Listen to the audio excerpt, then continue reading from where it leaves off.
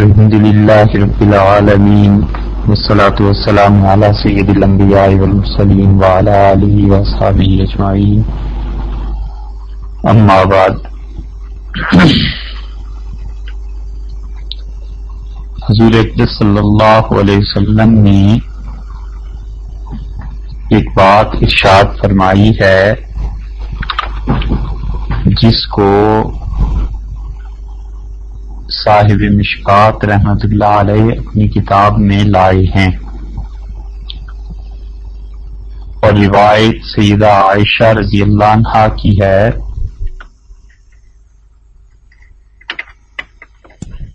عائشہ رضی اللہ عنہا نے فرمایا کہ حضور اقدس صلی اللہ علیہ وسلم نے مجھ سے دریافت کیا کہ ما فی ہذہ اللیلہ، یہ جو آج کی رات ہے تمہیں معلوم ہے کہ اس میں کیا ہوتا ہے؟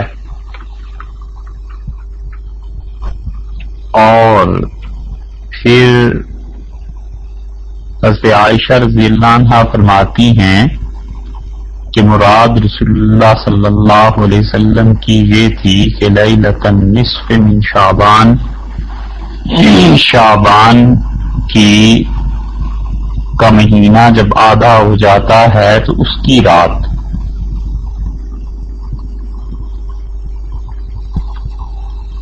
یہ جو ہے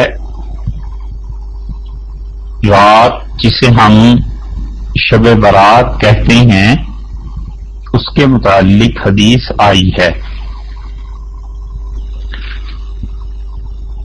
تو حضرت عائشہ رضی اللہ عنہا فرماتی ہیں کہ میں نے عرض کیا کہ ما فیہا، اس میں کیا ہوتا ہے؟ تو رسول اللہ صلی اللہ علیہ وسلم نے فرمایا کہ اس رات میں یہ ہوتا ہے کہ اس سے آئندہ رات تک جتنے بچے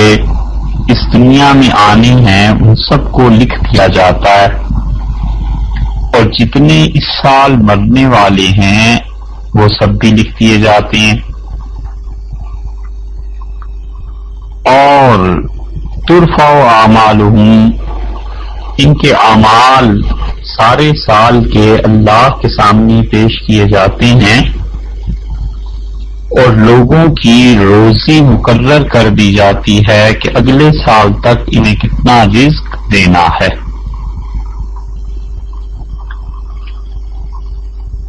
اور اسی طرح کی ایک روایت تابعین میں سے حضرت عطا بن یسار رضی اللہ رحمت اللہ علیہ بھی ارشاد فرماتے ہیں، یہ عطا بن یسار بڑے اکابر تابعین میں سے ہیں، اب انہوں نے کس صحابی رضی اللہ عنہ سے یہ سنا ہے یہ معلوم نہیں، اور یہ تحقیق سے معلوم بھی ہو جائے تو چونکہ ہمارا اعتقاد اور ایمان صحابہ رضی اللہ عنہ کے بارے میں یہی ہے کہ وہ سب کے سب سچے تھے، تو علمی طور پر تو یہ فرق پڑ جائے گا کہ چلیے ایک صحابی رضی اللہ عنہ کا نام پتہ چل گیا کہ عطا کس سے روایت کرتے ہیں، لیکن ان کے نام کا پتہ نہ ہونا اس سے کوئی فرق نہیں پڑتا عملی اعتبار سے۔ تو عطا بن یسار رحمۃ اللہ علیہ نے کہا کہ جب یہ شب برات آتی ہے تو لوگوں کے ساتھ جو کچھ ہونا ہوتا ہے آئندہ سال تک، موت اور حیات، یہ سب چیزیں فرشتوں کے سپرد کر دی جاتی ہیں۔ ما ثبت بالسنہ میں عبدالحق صاحب یہ روایت لائے ہیں، اور پھر انہوں نے کہا کہ کوئی آدمی باغ لگا رہا ہوتا ہے، اور کوئی آدمی شادی کر رہا ہوتا ہے، اور کوئی آدمی گھر بنا رہا ہوتا ہے، وَأَنَّ اسْمَهُ قَدْ نُسِخَ فِي الْمَوْتَى، حالانکہ اس کا نام آئندہ سال کے مردوں میں لکھ دیا جاتا ہے۔ یہ انہوں نے بیان کیا، اور حضرت ابوبکر رضی اللہ عنہ کی روایت بھی آئی ہے کہ حضرت ابوبکر رضی اللہ عنہ نے بھی اس رات کے متعلق کچھ باتیں ارشاد فرمائیں کہ حضور اقدس صلی اللہ علیہ وسلم نے فرمایا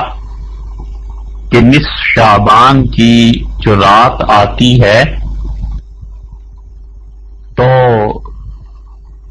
اللہ تعالی اس آسمان دنیا کی طرف آتے ہیں. یہ جو آسمان ہمیں اپنی آنکھوں سے دکھائی دیتا ہے اور پھر سب کی مغفرت کر دی جاتی ہے سوائے مشرک کے اور ایسے شخص کے جس کے دل میں کسی کے متعلق بغض ہو. شعب الایمان میں امام بہقی رحمۃ اللہ علیہ اس روایت کو لائے ہیں اور بغوی نے شرح السنہ میں اس روایت کو نقل کیا ہے اور بہت سے محدثین ان روایات کا تذکرہ کرتے ہیں. حضرت عائشہ رضی اللہ عنہا کی روایت وہ تو بہت اچھی سند سے بھی ثابت ہوتی ہے جو ابن ماجہ وغیرہ میں بھی آئی ہے اور کتابوں میں بھی، جو فرماتی ہیں کہ میں نے رات کو دیکھا حضور اقدس صلی اللہ علیہ وسلم اپنے بستر پہ موجود نہیں تھے تو میں آپ کی تلاش میں نکلی تو روضہ مبارک اب جہاں ہے رسول اللہ صلی اللہ علیہ وسلم کا، یہی حضرت عائشہ رضی اللہ عنہا کا گھر تھا. اور جنت البقیع اب بھی جن لوگوں کو اللہ تعالی نے وہاں حاضری کا شرف عنایت فرمایا ہے وہ جانتے ہیں کہ روضہ مبارک اور جنت البقیع قریب ہیں.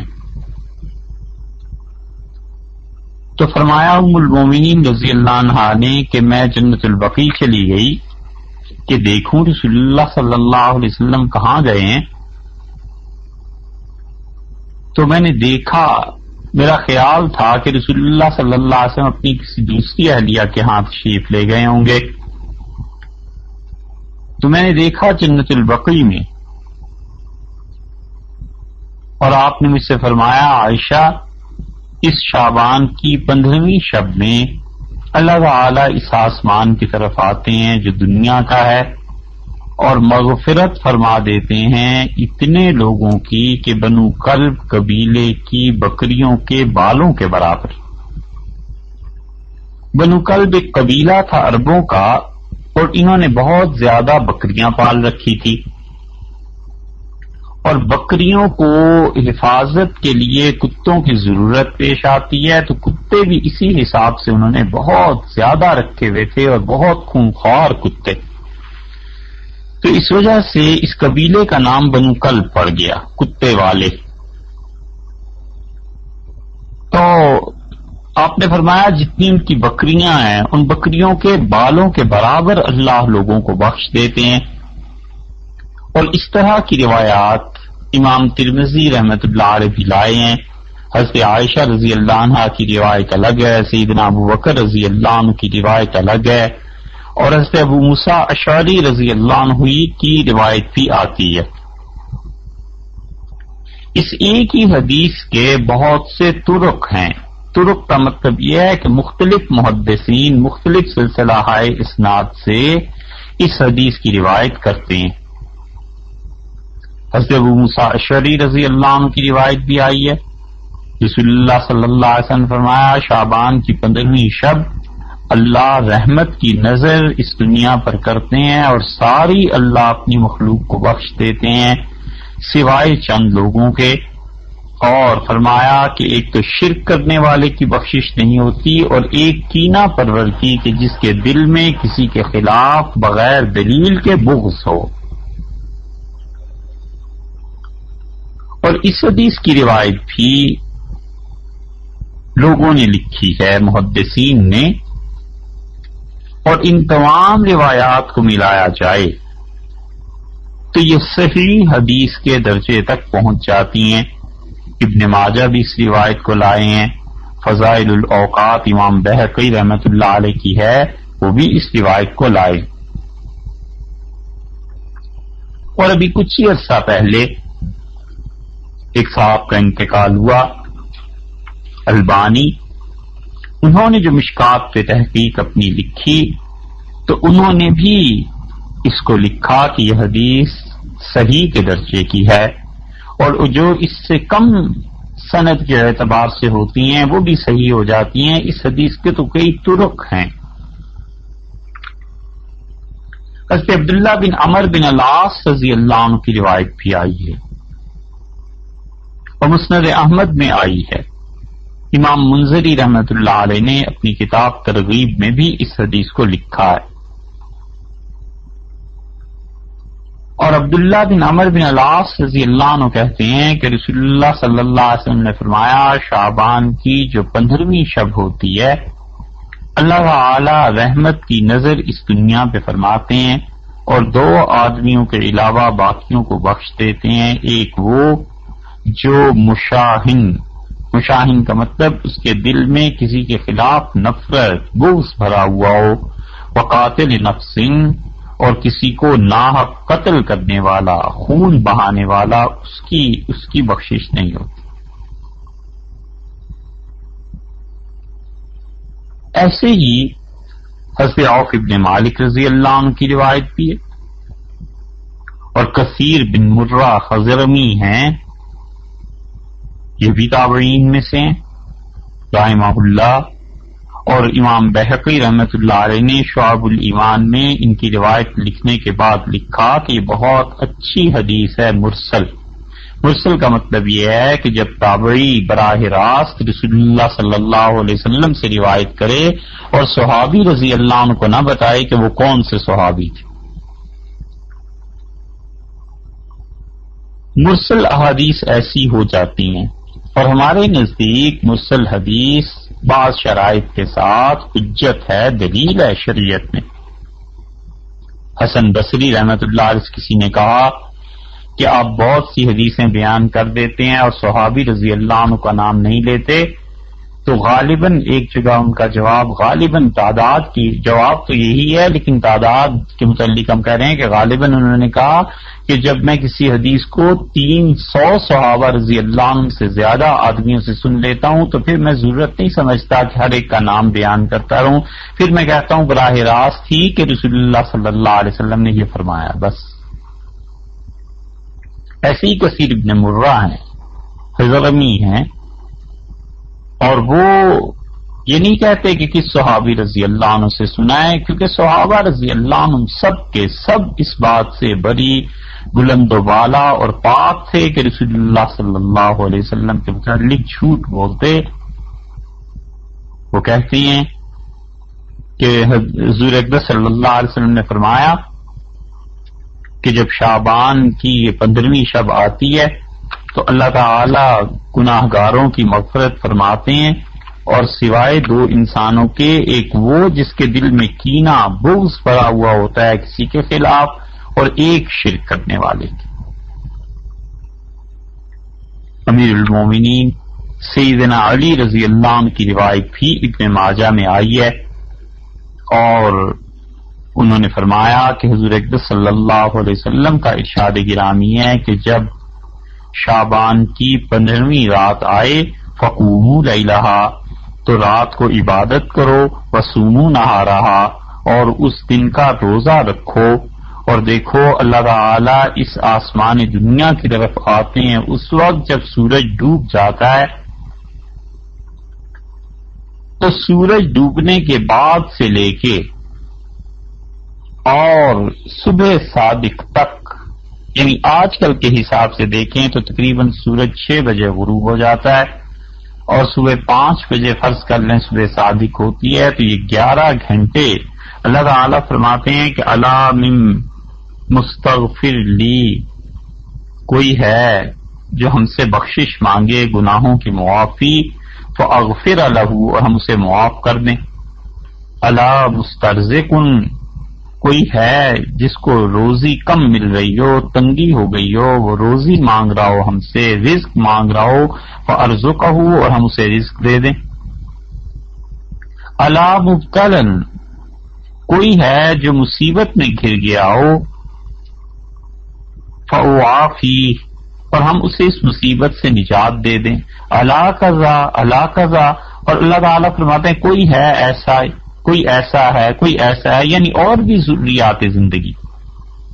یہ تو 3 چیزیں فرمائی نا، گناہوں کی بخشش اور رزق کی تنگی اور کسی مصیبت میں مبتلا ہو جانا۔ اس کے علاوہ رسول اللہ صلی اللہ علیہ وسلم نے کمال کی بات یہ ارشاد فرما دی کہ قضا الا قضا الا قضا، کیا اس چیز کے لیے، کیا اس مقصد کے لیے، کیا اس مقصد کے لیے۔ اس کا مطلب یہ کہ دنیا جہان کی ہوائج اور ضروریات اس میں آ گئیں، حتی یطلع الفجر، یہاں تک کہ صبح صادق ہو جاتی۔ یہ اتنے صحابہ کرام رضی اللہ عنہ جو ان روایات کو بیان کر رہے ہیں، یہ احادیث اس وجہ سے بھی سنائی ہیں اور آپ کے سامنے رکھی ہیں کہ ہمارے ہاں یہ جو ایک پروپیگنڈا چل پڑا ہے اور کچھ جہلاء نے جنہیں علم حدیث سے واقفیت بھی نہیں ہے، جو صحیح عربی بھی حدیث کی پڑھنا نہیں جانتے، یہ جو شروع کر دیا ہے کہ یہ شب برات کوئی چیز نہیں ہے اور اس کی حدیث ضعیف ہے اور حدیثوں میں یہ آئے ہی نہیں ہے، یہ ساری بات کی علیاذ باللہ ایجادات ہیں، وہ سب کے سب دوست ان احادیث پر غور کریں جن میں حضرت ابوبکر، حضرت علی، حضرت عائشہ، حضرت معاذ، حضرت ابو ہریرہ، حضرت ابو موسیٰ اشعری، عبداللہ بن عمر بن العاص اور عثمان بن ابی العاص اور عوف بن مالک رضی اللہ عنہم جیسے جلیل القدر صحابہ کرام رضی اللہ عنہم اور جلیل القدر تابعین ہیں جو ان احادیث کے راوی ہیں، اور جن احادیث کے اتنے طرق آ جائیں، جن احادیث میں اتنی مختلف اسناد آ جائیں، پھر بھی یہ کہنا کہ یہ حدیث ضعیف ہے، اس پہ عمل نہیں ہو سکتا، اس کی تو کوئی حدیث ہی نہیں ملتی،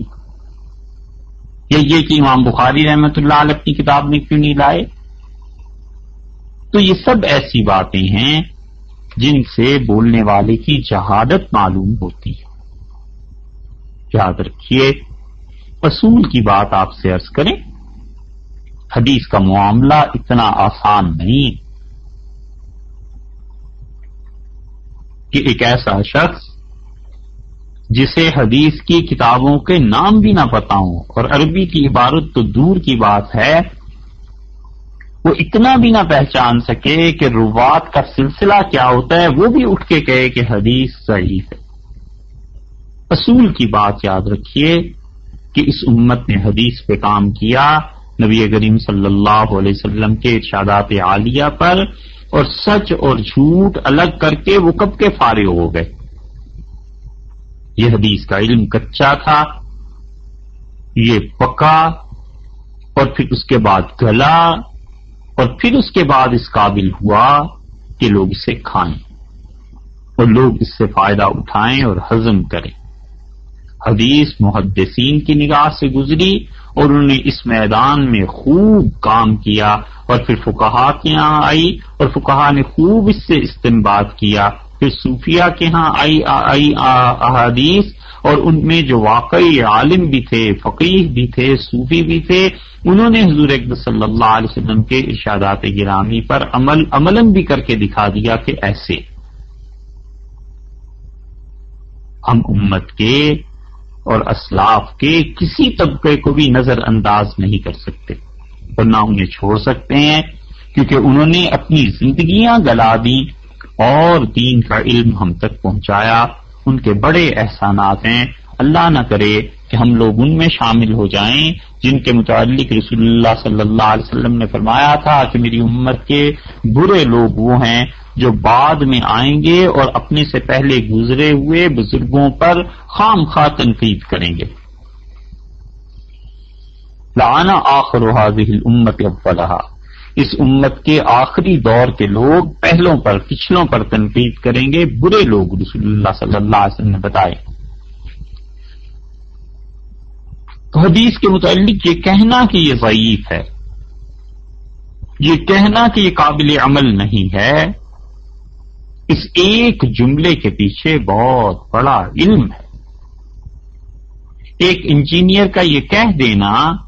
کہ اس عمارت میں جو میٹیریل یوز کیا گیا ہے وہ غلط ہے، وہ صحیح نہیں ہے، اس کے پیچھے پورا علم درکار ہے۔ یہ ایک جملہ ہم نے سن لیا بس، اس کا یہ مطلب تھوڑا ہی ہے کہ یہ ایک جملہ اسی شخص تک محدود ہے، یہ اس کی 50 برس کی محنت کا ممکن ہے نتیجہ ہو۔ ایک ڈاکٹر کا یہ کہہ دینا کہ صاحب فلاں کو کینسر ہے، اس کا مطلب یہ ہے کہ اس ڈاکٹر کے پورے علم کا نچوڑ یہ جملہ نکل آیا کہ اس نے یہ حکم دیا۔ ایسے ہی کسی حدیث کے متعلق یہ کہنا کہ یہ حدیث ضعیف ہے یا صحیح ہے یا مرفوع ہے یا جو کچھ بھی ہے، بہت بڑا علم چاہیے اس کے لیے، اور اس کے ساتھ ساتھ ثقافت بھی، دیانت بھی۔ اور حدیث کو پھر سمجھنا ہر آدمی کا کام نہیں۔ اب یہ شعبان کی شب برات کی حدیث، اس کے متعلق کہنا کہ ضعیف ہے، اس لیے اس بات تو کچھ نہیں ہوتا، بڑی جرت کی بات ہے۔ ایسی جرت نہیں کرنی چاہیے، ایسی بات نہیں کرنی چاہیے۔ مثال کے طور پہ دو باتیں آپ کے سامنے رکھتے ہیں تاکہ ہمارے سننے والوں کو اندازہ ہو جائے کہ حدیث کا مزاج کیا ہے۔ کئی مرتبہ آپ سے عرض کیا گیا کہ کسی شخص کے لیے یہ جائز نہیں ہے کہ کسی حدیث کے مطابق وہ فتویٰ دے جب تک کہ اس کے تمام طرق پر غور نہ کر لے، اور جو شخص ایسا کرتا ہے اگر وہ متقدمین میں سے ہے، کوئی بڑا آدمی ہے، تو ہم یہ تعویل کر لیں گے کہ حدیث اس تک نہیں پہنچی ہوگی باقی، مگر آج کل کے زمانے میں ایسے نہیں کیا جا سکتا، کیونکہ ثقافت اور دیانت داری کا وہ معیار رہا ہی نہیں جو اسلاف میں تھا۔ مثلاً ایک حدیث آئی، حضرت عبداللہ ابن عباس رضی اللہ عنہما نے کہا کہ حضور اقدس صلی اللہ علیہ وسلم نے فرمایا کہ العارض فی ہبتہ، جو شخص کسی کو کوئی گفٹ دے، ہبہ کرے، کوئی چیز دے دے، پیش کرے، اور پھر وہ اسے لے لے واپس، کل یعود فی علاقہ، وہ کتے کی مانند ہے جو کتا کہہ کرتا ہے پھر چاٹ لیتا ہے، او کما قال علیہ الصلوۃ والسلام۔ بالکل صاف واضح بات ہو گئی کہ رسول اللہ صلی اللہ علیہ وسلم، تم نے کسی کو کوئی چیز گفٹ میں دی اور پھر تم نے اس سے واپس لے لی، تو یہ ایسے ہی ہے عمل جیسے کتا کہہ کرتا ہے اور پھر چاٹ لیتا ہے۔ یہ حدیث امام بخاری رحمۃ اللہ علیہ اپنی صحیح میں لائے ہیں، اور پورے یقین کے ساتھ امام بخاری رحمۃ اللہ نے یہ فیصلہ کر دیا کہ لا یحل لأحد ان یرجع فی ہبتہ وصدقتہ، کہ کسی شخص کے لیے یہ جائز نہیں ہے کہ وہ کسی کو کوئی چیز تحفے میں دے یا صدقہ کرے اور پھر واپس لے لے اسے۔ چلو چھٹی ہوئی، امام بخاری رحمۃ اللہ تو یہ کہہ کے فارغ ہو گئے۔ اب یہ جو حدیث اس کو بخاری میں پڑھے گا وہ تو یہی کہے گا کہ جناب ایک مرتبہ جب آپ نے گفٹ کر دی کوئی چیز، اب اس کو واپس لینا جائز نہیں ہے، یہ تو ایسے ہی ہے اسے کتا کہہ کر کے چاٹ لے۔ اور ایک بھی نہیں، دونوں روایات امام بخاری رحمۃ اللہ علیہ لائے ہیں، یعنی حدیث ایک ہی ہے لیکن دو طریقوں سے۔ حضرت سعید ابن مسیب رحمۃ اللہ علیہ کی روایت ہے، حضرت اکرمہ رحمۃ اللہ علیہ کی روایت ہے، اور پورے یقین سے امام بخاری رحمۃ اللہ علیہ نے فیصلہ کر دیا۔ یہ ہے سطحی بات۔ امام بخاری رحمۃ اللہ علیہ پوری عزت اور احترام اور ان کی محبت، ان کا حدیث پہ محنت اپنی جگہ پہ، لیکن انہوں نے بالکل سطحی فیصلہ کیا اور انہیں ذرا برابر نظر ادھر نہیں گئی جو دوسری حدیث نسائی میں آ گئی۔ نسائی کی روایت میں آیا ہے کہ رسول اللہ صلی اللہ علیہ وسلم نے فرمایا کہ ہبہ کر کے واپسی کا حق کسی کو حاصل نہیں الا الوالد من ولدہ، سوائے باپ کے کہ وہ اپنے بیٹے کو کوئی چیز دے دے اور واپس لے لے۔ دیکھا آپ نے، اب وہ قطعیت کہاں گئی امام بخاری رحمۃ اللہ علیہ کی کہ کسی کے لیے جائز ہی نہیں؟ معلوم ہوا رسول اللہ صلی اللہ علیہ وسلم نے ایک ایکسیپشن اس میں دی ہے۔ اور آگے چلیے، دارقطنی میں بھی یہ روایت آئی ہے، مصنف ابن ابی شیبہ میں بھی آئی ہے، کہ رسول اللہ صلی اللہ علیہ وسلم نے فرما دیا کہ ہبہ جو کسی کو تم کرتے ہو کوئی چیز،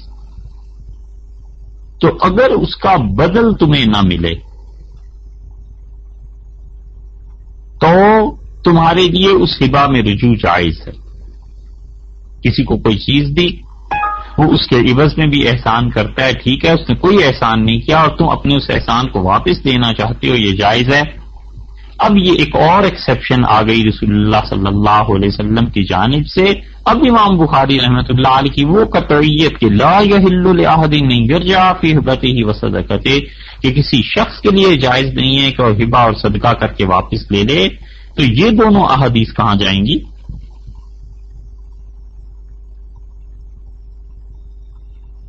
اب جس شخص کو اللہ نے حدیث کی سمجھ دی ہے اور بے پناہ علم حدیث کا دیا ہے، وہ ان تمام احادیث کو دیکھ کے کیا فیصلہ کرتا ہے وہ دیکھیے۔ امام بخاری رحمۃ اللہ کی نظر تو محدود تھی نا، اپنی جگہ پہ ایک جگہ بس دیکھ لی، اس پہ فتویٰ دے دیا۔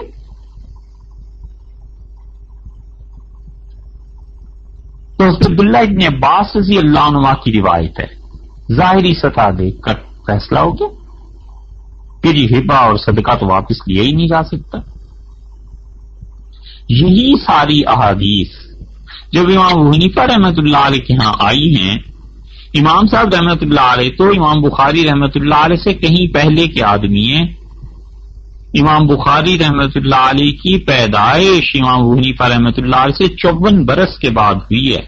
اور امام اعظم ابو حنیفہ رحمۃ اللہ علیہ تو اسی صدی میں پیدا ہوئے جس صدی کے آغاز میں نبی کریم صلی اللہ علیہ وسلم تھے، اور 80 ہجری میں حضور اقدس صلی اللہ علیہ وسلم کے بعد،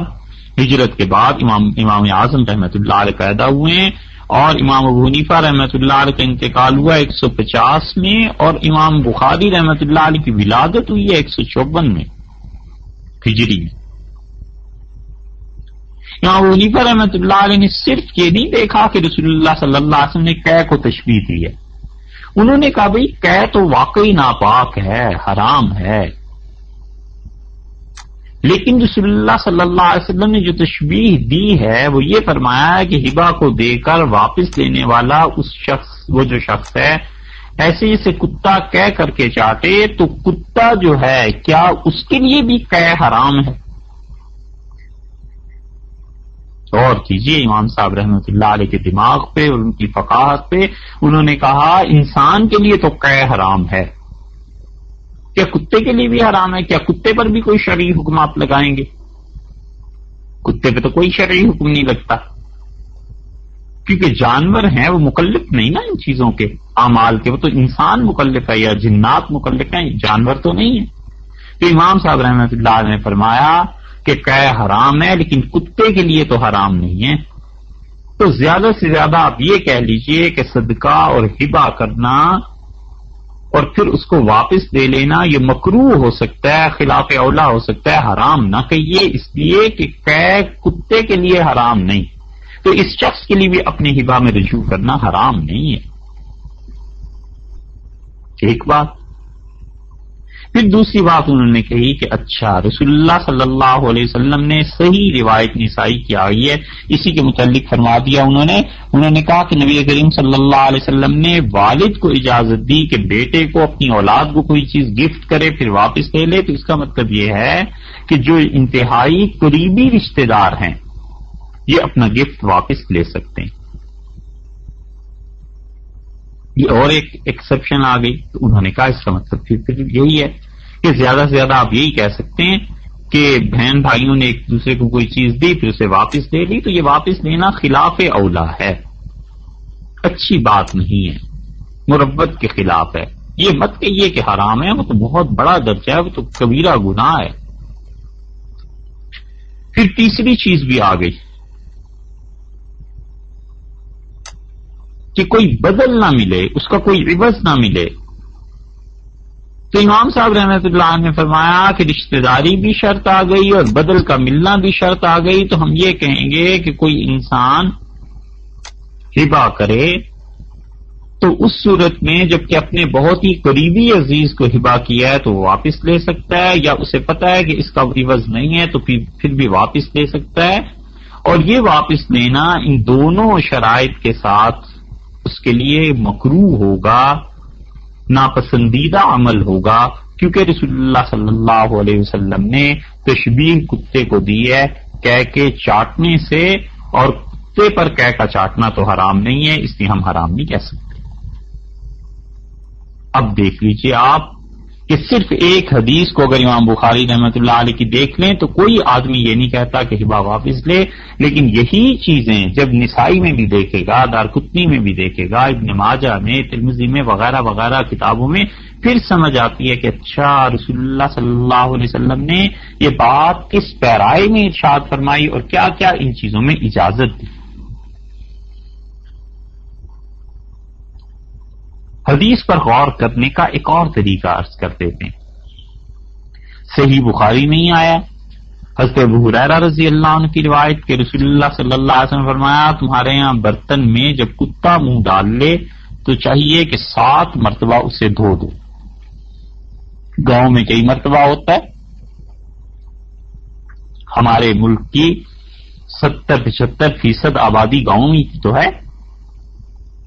کئی مرتبہ دروازہ کھلا رہ جاتا ہے یا کوئی بھی صورت کتا کسی برتن میں منہ ڈالتا ہے، سونگتا ہے، چل دیتا ہے۔ صحیح بخاری میں آیا ہے کہ 7 مرتبہ اسے دھوئے، اور حضرت ابو ہریرہ رضی اللہ عنہ اس کے راوی ہیں، اور حضرت ابو ہریرہ رضی اللہ عنہ نے خود کیا کیا، دارقطنی نے حضرت ابو ہریرہ رضی اللہ عنہ کا عمل نقل کیا ہے کہ جب ان کے ہاں کتا برتن میں منہ ڈال دیتا تھا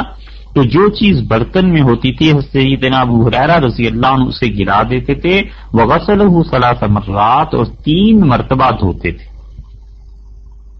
اور یہ فتویٰ ان کا نقل کیا ہے، یہ عمل ان کا نقل کیا ہے یہ حضرت عطا بن ابی رباح نے، اور عطا بن ابی رباح رحمۃ اللہ علیہ یہ 200 صحابہ رضی اللہ عنہ کو انہوں نے دیکھا ہے، اور امام ابو حنیفہ رحمۃ اللہ علیہ کے استاد ہیں، اور امام ابو حنیفہ رحمۃ اللہ علیہ کہتے تھے میں نے عطا سے زیادہ محتاط آدمی حدیث کے معاملے میں کسی کو نہیں دیکھا۔ اب اس پہ ابو ہریرہ رضی اللہ عنہ کہتے ہیں رسول اللہ صلی اللہ علیہ وسلم نے 7 مرتبہ فرمایا ہے، اور خود حضرت ابو ہریرہ رضی اللہ عنہ کا عمل یہ ہے کہ 3 مرتبہ دھو دیتے ہیں، تو یہ کیا بات ہوئی؟ کیونکہ سیدنا ابو ہریرہ رضی اللہ عنہ کے حق میں رسول اللہ صلی اللہ علیہ وسلم سے براہ راست انہوں نے یہ بات سنی، درمیان میں کوئی راوی نہیں ہے، کچھ نہیں ہے، تو اس کا مطلب یہ ہے کہ ان کے لیے یہ بات تو بالکل قطعی تھی، یقینی تھی۔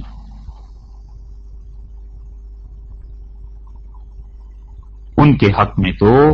یہ بات قرآن پاک کی آیت کے برابر تھی نا، کیونکہ رسول اللہ صلی اللہ علیہ وسلم کا ارشاد گرامی براہ راست سن رہے ہیں، درمیان میں کوئی راویوں کی بحث ہی نہیں۔ پھر کیوں ابو ہریرہ رضی اللہ عنہ 3 مرتبہ اپنے برتن دھو رہے ہیں، اور حدیث صحیح بخاری میں کہ 7 مرتبہ دھونا چاہیے؟ اس لیے ٹھنڈے دل سے غور کرنا چاہیے۔ ابن قیم رحمۃ اللہ علیہ اپنی علام الموقعین میں اتنی شدت سے لکھتے ہیں کہ جب کسی موضوع پر صحیح حدیث ہمیں مل جائے تو اس کے مقابلے میں جب کوئی دوسری حدیث نہیں ہے تمہارا فرض ہے حدیث کو اپنائیں، اس کے مخالف ہر چیز کو چھوڑ دیں۔ ہم حدیث کو کسی کی مخالفت سے نہیں چھوڑ سکتے، خواہ کوئی راوی ہو نہ ہو، ہم حدیث نہیں چھوڑ سکتے۔ ابن قیم رحمۃ اللہ علیہ ہوتے تو عرض کرتے ہم حضرت سے کہ ذرا ٹھنڈے دل سے،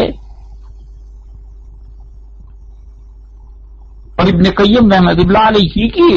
کے بعد یہ شوقانی ہیں، اگرچہ ان کی کوئی نسبت نہیں، وہ بھی یہ کہتے ہیں اللہ تعالی میں کہ کسی حال میں بھی رسول اللہ صلی اللہ علیہ وسلم کے مقابلے میں ہم کسی کی بات نہیں مانتے۔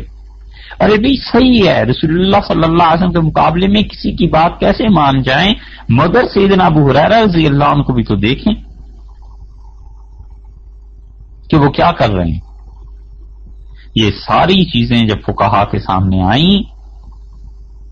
اور حنفی فقہا میں سے ابو جعفر طحاوی رحمۃ اللہ علیہ کے سامنے آئیں تو انہوں نے کہا دیکھو گئی اگر ہم یہ کہیں کہ حضرت ابو ہریرہ رضی اللہ عنہ نے جان بوجھ کے 7 مرتبہ برتن نہیں دھوئے 3 مرتبہ بس ہوتے گئے، جان بوجھ کے رسول اللہ صلی اللہ علیہ وسلم کے حکم کی مخالفت کی، تو اس سے سیدنا ابو ہریرہ رضی اللہ عنہ کی شخصیت مجروح ہو جائے گی، گناہگار قرار پائیں گے، ساری روایات ان کی ناقابل اعتبار ہو جائیں گی. پھر کیا کریں؟ تو امام ابو حنیفہ رحمۃ اللہ علیہ نے کہا کہ یہ ساری احادیث جو سیدنا ابو ہریرہ رضی اللہ عنہ نے مختلف طرق سے نقل کی ہیں کہ رسول اللہ صلی اللہ علیہ وسلم نے 7 مرتبہ دھونے کو فرمایا، تو ہم یہ کہیں گے کہ ابو ہریرہ رضی اللہ عنہ کا عمل دیکھو 3 مرتبہ، روایت دیکھو 7 مرتبہ، تو ہم یہ کہیں گے کہ اس کا مطلب یہ ہے کہ 3 مرتبہ دھونا تو واجب ہے، ضروری ہے، اور بہتر یہ ہے کہ 7 مرتبہ دھو لے. رسول اللہ صلی اللہ علیہ وسلم نے اعلیٰ درجہ معیار تقویٰ یہ بتایا کہ 7 مرتبہ دھو لو، اور رخصت اجازت فتوے کے درجے میں یہ بات ارشاد فرمائی، کیونکہ فتویٰ ہمیشہ منیمم ریٹ پہ دیا جاتا ہے نا، جس میں لوگوں کے لیے سہولت ہو، تو یہ بتلا دیا کہ چبھی 3 مرتبہ دھو لو، یہ کافی ہو جائے.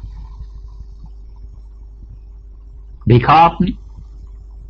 حدیث اور فقہا کا قول اور فتویٰ کیسے برابر ہو گئے، ٹھیک ہو گئے. اس لیے جو لوگ صرف ایک حدیث کو دیکھتے ہیں اور پھر دور پڑتے ہیں کہ حدیث میں اور بخاری میں یوں آ گیا یوں آ گیا، انہیں غور کرنا چاہیے کہ اس حدیث کے طرق کتنے، اور پھر اس حدیث کی ترجیح کی وجہ کیا ہے. یہ مستقل ایک علم ہے کہ کسی حدیث کو چھوڑنا اور اس کے مقابلے میں کسی حدیث کو اختیار کر لینا. یہ طرق جو ہوتے ہیں حدیث کے، وجہ ترجیح یہ کیا ہے، کیوں ہم ایک حدیث کے مقابلے میں دوسری حدیث کو ترجیح دیتے ہیں. بہت بڑا علم ہے یہ، اور اگر کسی انسان کو یہ علم حاصل نہیں ہے تو اسے کوئی حق نہیں پہنچتا کہ حدیث کے بارے میں اپنی رائے پیش کرے، جب تک کہ اسے پتا نہ ہو کہ ایک حدیث پر دوسری حدیث کی وجہ ترجیح کیا ہے.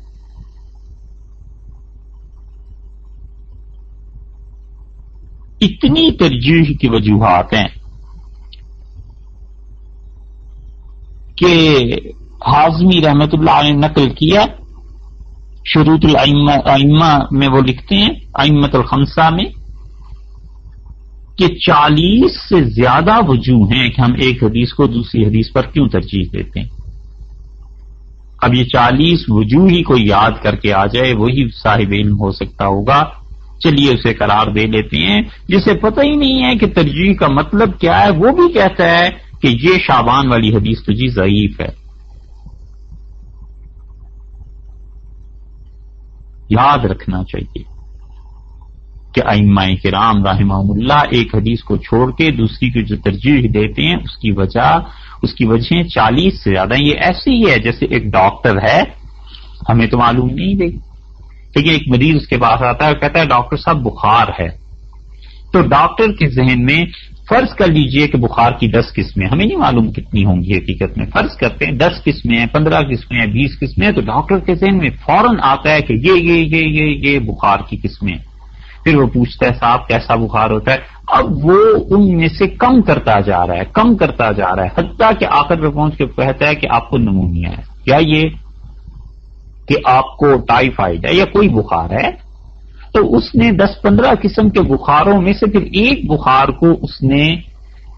حتمی طور پر کہہ دیا کہ جناب یہ ہے، لہذا اس کے لیے دوا یہ ہے. ایسے ہی حدیث کا بھی معاملہ ہو جاتا ہے کہ کیوں کس حدیث کو ترجیح دے رہے ہیں، 40 سے زیادہ وجوہ ہیں. اب سنتے ہی حدیث آدمی 2 حدیثوں کو دیکھ کے کہتا ہے کہ اچھا یہ کیوں اس کو ترجیح دی، کیوں اس کو ترجیح نہیں دی، اور پھر وہ آہستہ آہستہ ہوتے ہوتے ایک فیصلے پر پہنچتا ہے. اس کی مثال آپ سے عرض کر دیں. علی بن خشرم محدث تھے رحمت اللہ علیہ،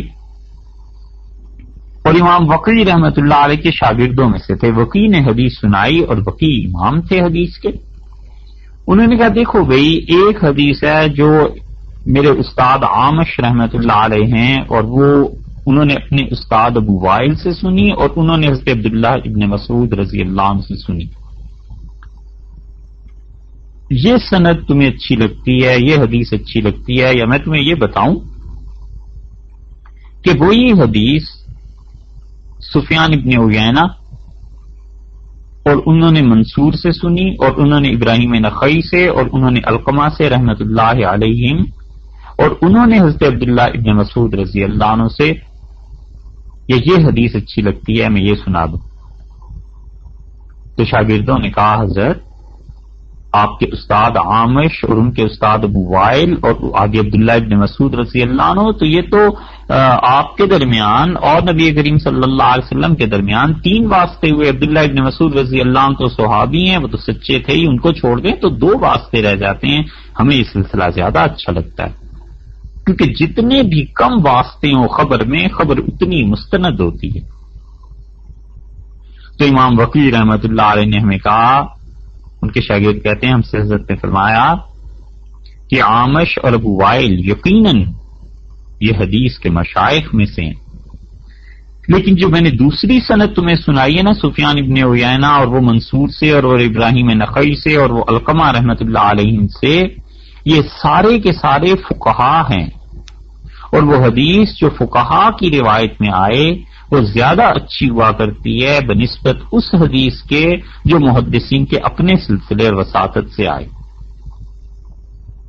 کتاب الاعتبار میں، الکفایہ میں کئی جگہ یہ قصہ مل جائے گا. اور ابن اسیر رحمۃ اللہ علیہ نے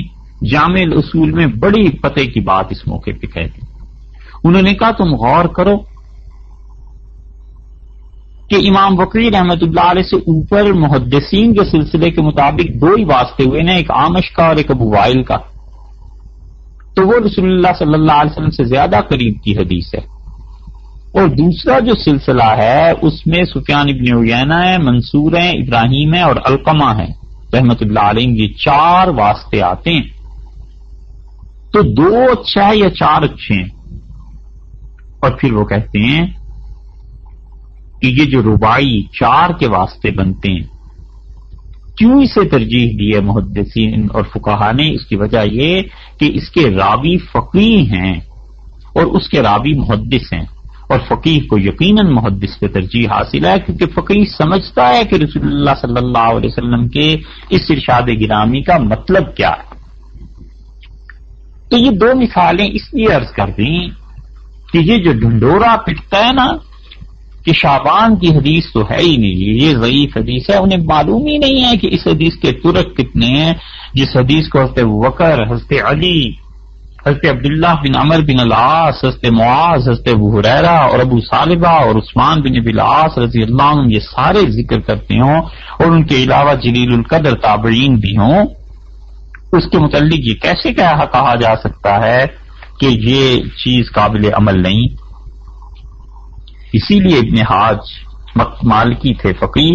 انہوں نے لکھا ہے اپنی مدخل ایک کتاب ہے ان کی کہ کوئی شک نہیں ہے کہ یہ رات بڑی برکت والی ہے اور اللہ کے عظمت والی ہے، اور ہمارے اساتذہ، ہمارے اسلاف اس کی بڑی تعظیم کرتے تھے، تیاری کرتے تھے.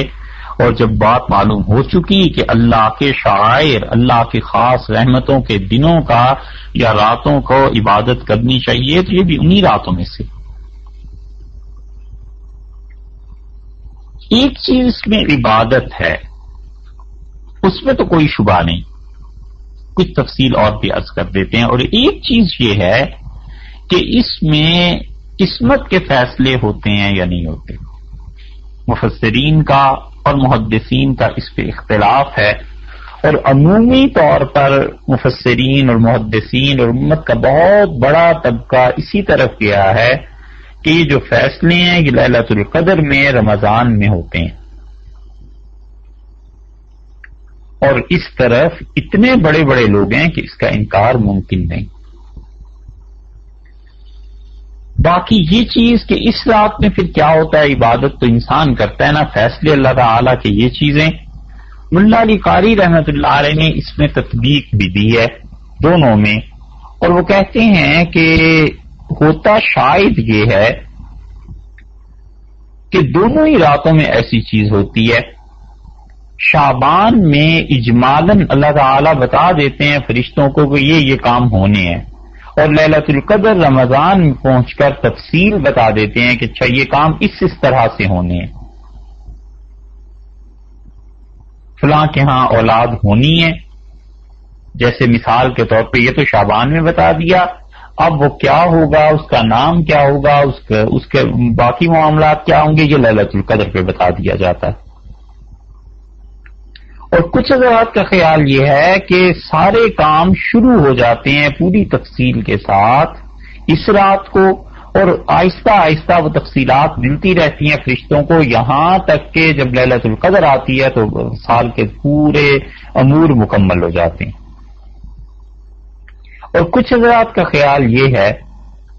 کہ ایک رات کو دنیا کے کام بتا دیے جاتے ہیں، یعنی 15 شعبان کو کس کا رزق کتنا ہے، عمر کتنی ہے، یہ چیزیں، اور جو باقی اللہ کا اپنا فضل، انعامات آخرت کے معاملے میں، دین کے معاملے میں، یہ لیلۃ القدر کو بتائے جاتے ہیں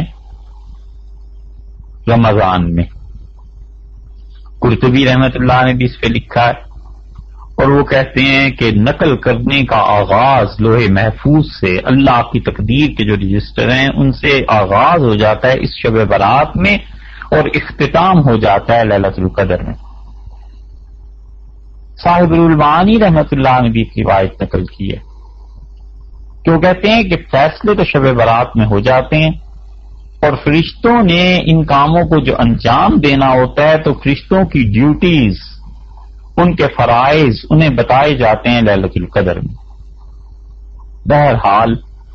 سب توجیحات ہیں اور وزنی بھی ہیں،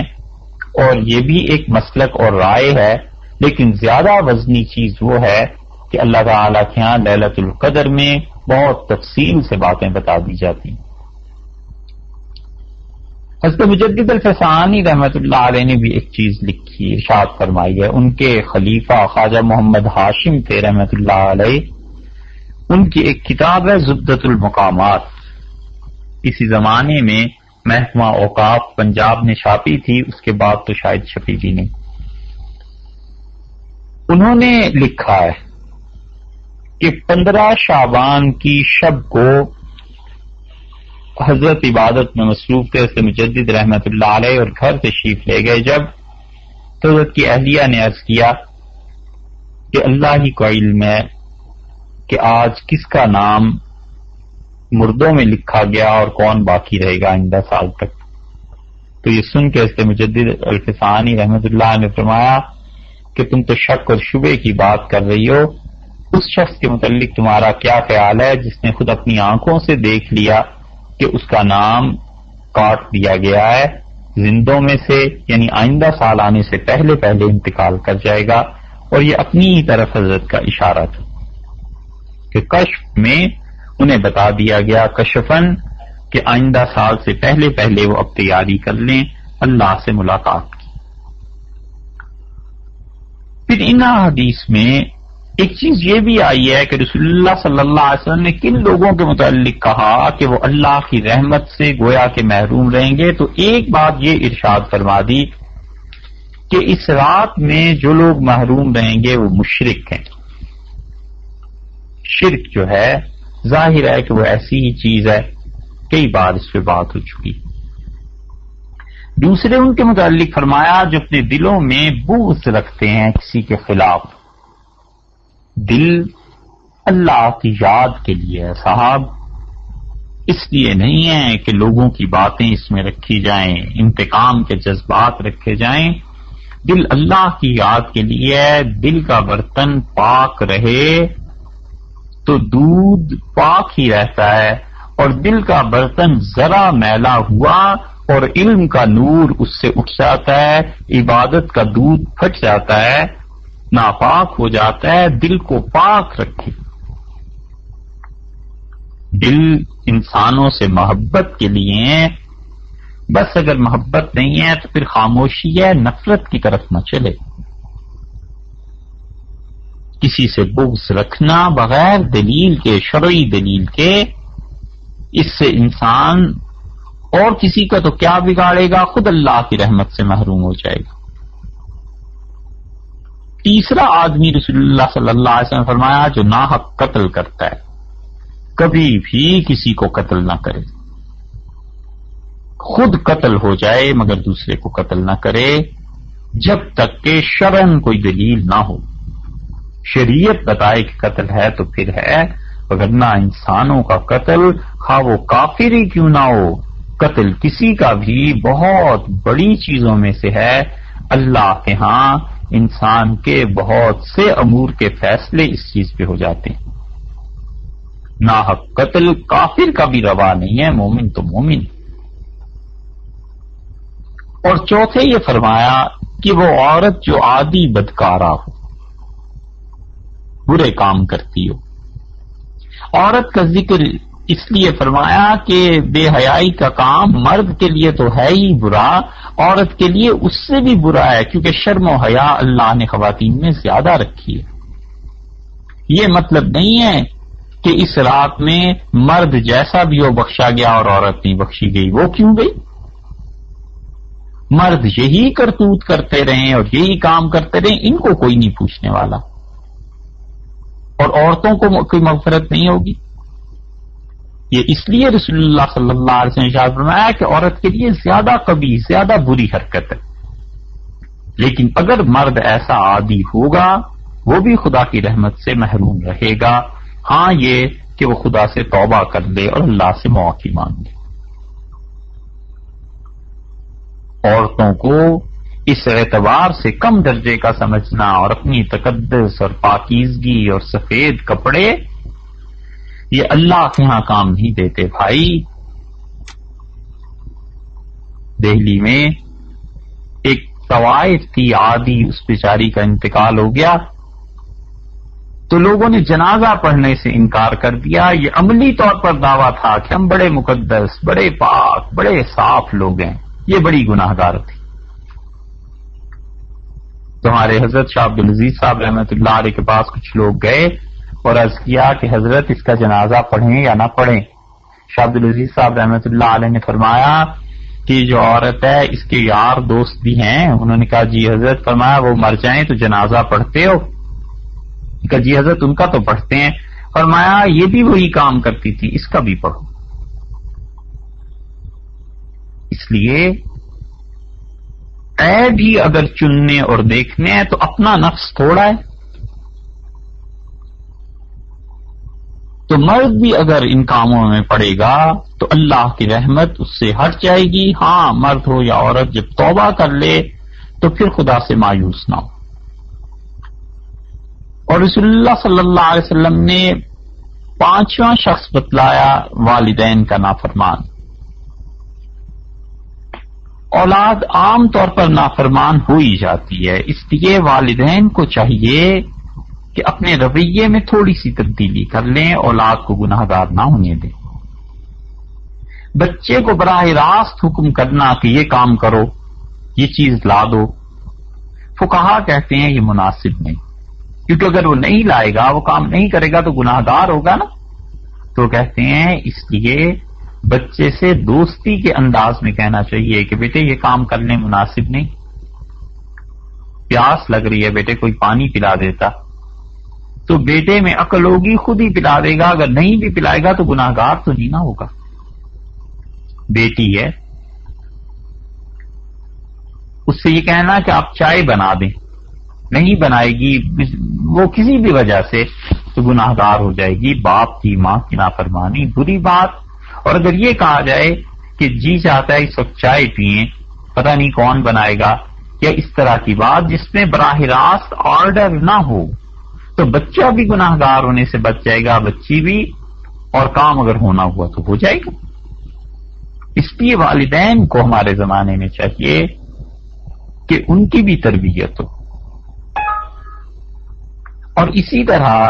شراب پینے والا جو عادی ہو، ہاں مگر یہ کہ اللہ سے توبہ کر لے، اللہ سے معافی مانگ لے۔ شراب پینا یقیناً گناہ ہے، یقیناً گناہ ہے، کوئی شبہ نہیں ہے، اور لوگوں سے رشوت لینا اس سے بدتر گناہ ہے۔ یہ اگر شراب کسی چیز کے عرق اور کسی چیز کا رس اور نچوڑ اور جوس اس کا نکال کے پی رہا ہے تو یہ تو گناہ گار ہے ہی ہے، اور جو لوگوں کا خون پی رہا ہے حلال کی ان کی کمائی رشوت میں لے رہا ہے وہ گناہ گار نہیں ہے، وہ اس سے بھی بدتر چیز۔ اس لیے اس رات کو عبادت کرے، اور اللہ سے معافی بھی مانگے۔ ابن نجیم رحمۃ اللہ علیہ جو بڑے مشہور حنفی فقیہ تھے، انہوں نے اپنی کتاب البحر الرائق میں مستحب کام جو لکھے ہیں، راتوں کو اٹھ کے بیداری کے لیے جو راتیں لکھی ہیں، اس میں انہوں نے 15ویں شعبان کا بھی ذکر کیا ہے کہ 15 شعبان کی رات جو ہے اس میں اللہ کی عبادت کرنی چاہیے۔ حسکفی رحمۃ اللہ علیہ در مختار جس کی شرح شامی ہے، اس میں بھی یہ آیا ہے کہ شعبان کی 15ویں شب میں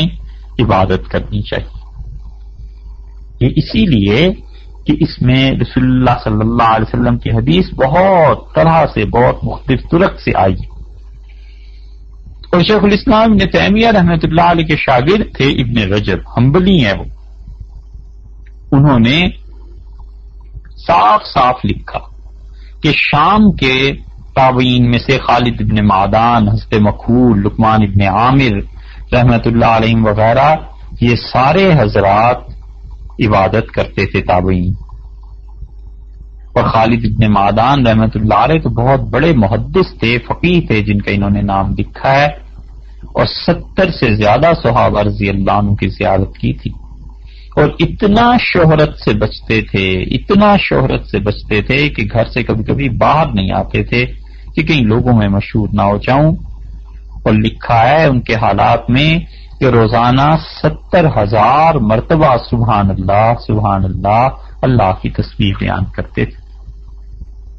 ابن رجب رحمۃ اللہ علیہ کہتے ہیں کہ خوب مبالغے کے ساتھ اس رات کو یہ لوگ عبادت کرتے تھے، اور ان حضرات سے لوگوں نے پھر شعبان کی بیداری کو لیا ہے، یعنی یہ کہ آگے امت میں اسی طرح یہ بات چلی۔ رہ گئی یہ بات کہ اس رات میں عبادت کیسے کی جائے، تو کوئی قید نہیں لگائی شریعت نے، تلاوت کرے، درود شریف پڑھے، نماز پڑھے، نفل پڑھے، اپنی قضا نمازوں کی کرے، جو بھی چیز ہے۔ اور جب شریعت نے کوئی پابندی نہیں لگائی تو اپنے پاس سے اس کی کوئی پابندی لگانا یہ ہے بدعت۔ اور یہ جو بعض جگہ آیا ہے کہ بعض بزرگوں نے کہا اس رات میں اتنے نفل پڑھو، تو انہوں نے اپنے کسی مرید سے کہا ہوگا، کچھ سوچ کے کہا ہوگا، یہ کوئی شرعی مسئلہ نہیں۔ اس لیے جس چیز کو شریعت نے قید نہیں لگائی مت اس میں قید لگائے۔ اور ان راتوں میں اپنے گھر میں رہ کے عبادت کرنا افضل ہے، مسجد میں جانا نہیں۔ اور خاص طور پہ اگر اجتماع ہو جائے، لوگ اکٹھے ہو جائیں، تو وہ تو مکروہ ہے، وہ گناہ کی بات ہے، کیونکہ کبھی بھی امت میں صحابہ اور تابعین اور تبع تابعین رضی اللہ عنہم کسی نے بھی اس مقصد کے لیے اجتماع منعقد نہیں کیا، تو اپنے گھر میں ہی کرے۔ اور یہاں تک کہ یہ حضرت نظام الدین اولیاء رحمۃ اللہ علیہ ان کے ملفوظات میں آتا ہے، اور ان کے خلیفہ حضرت امیر حسن رحمۃ اللہ علیہ کہتے ہیں کہ میں حضرت کی خدمت میں حاضر ہوا، شب برات قیام اور قرآن خوانی کے متعلق بات چل رہی تھی کہ اس شب میں مسجد میں لوگ آتے ہیں، تو میں نے عرض کیا کہ حضرت اگر لوگ گھروں میں ہی عبادت کریں تو کیسا ہے؟ تو حضرت نظام الدین اولیاء رحمۃ اللہ نے فرمایا گھر میں ایک پارہ پڑھ لے یہ اچھا ہے، مسجد میں پورا قرآن پاک ختم کرنے سے اچھا یہ ہے، اور اگر ہو سکے تو قبرستان بھی جائے، ہو سکے تو قبروں کی بھی زیارت کرے، اور اللہ تعالی سے ان کے لیے بھی دعا مانگے، ان کی مغفرت کے لیے بھی اور اپنی مغفرت کے لیے بھی۔ اور رسول اللہ صلی اللہ علیہ وسلم نے نوافل پڑھے ہیں، بس یہ پڑھے، تلاوت کر لے، قبرستان میں چلا جائے۔ الغرض شریعت نے کوئی قید نہیں لگائی، اس لیے اپنی طرف سے قید بھی نہ لگائے، اور یہ نفلی عبادتیں اپنے گھر میں کرے۔ مسجد میں جمع ہونا اور اس کا اعلان کرنا اور لوگوں کو اکٹھے ہونا یہ بھی مکروہ ہے، اور اسی طرح اس موقع پہ پٹاخے اور یہ چیزیں یہ سب مکروہات ہیں۔ برمکی جو تھے آتش پرست عباسی خلفاء کے وزیر، وہ چونکہ پہلے آگ کی پرستش کرتے تھے پھر مسلمان ہو گئے، تو وہ ایسے مواقع پر آگ جلایا کرتے تھے۔ یہ اس دور کی ایجاد ہے تو ان کی ایجاد پہ نہ چلے۔ اور ان بدعات کا اور مکروہ کاموں کا ارتکاب نہ کرے۔ اللہ تعالی ہم سب کو عمل کرنے کی توفیق دے اخلاص کے ساتھ۔ السلام علیکم ورحمۃ اللہ وبرکاتہ۔